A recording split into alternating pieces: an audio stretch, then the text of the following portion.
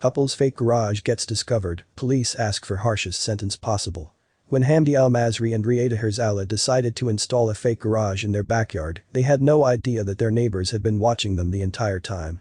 It wasn't long before their neighbors reported them to the authorities and they were arrested. So what were they hiding in their garage? The pair lived in a brick house near a congested highway. They were both doctors and weren't at home much. Naturally, their neighbors were curious about them as they didn't socialize with anyone and wouldn't leave their house often. One day, the neighbors noticed something strange coming from their garage door. Soon, they became the latest gossip in the neighborhood. Everyone wanted to know what was happening in Hamdi and Rieta's garage. Some people believed they were king, others were convinced they were conducting illegal experiments. But no one was prepared for the truth. The couple was aware that the neighbors were talking about them, so they built a high fence to keep away from prying eyes.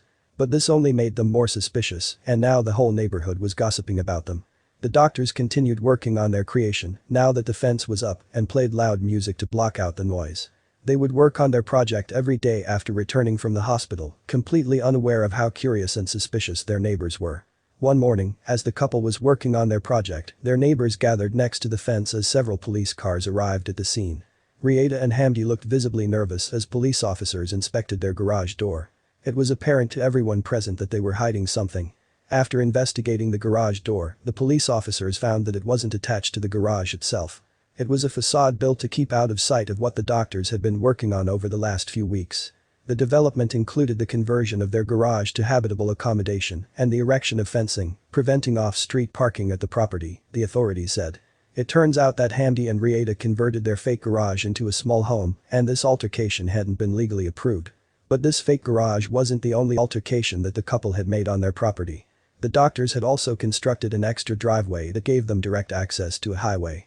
The couple also undertook illegal works within the highway and created an unauthorized vehicle access onto the busy B4114 dual carriageway, authorities explained.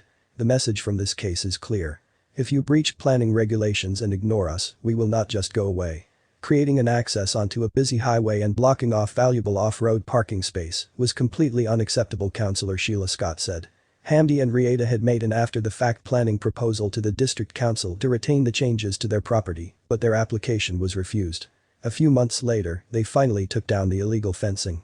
But this was only the beginning. When the authorities arrived at their home for the follow-up inspection, they discovered that the small structure was still being used as a tiny home.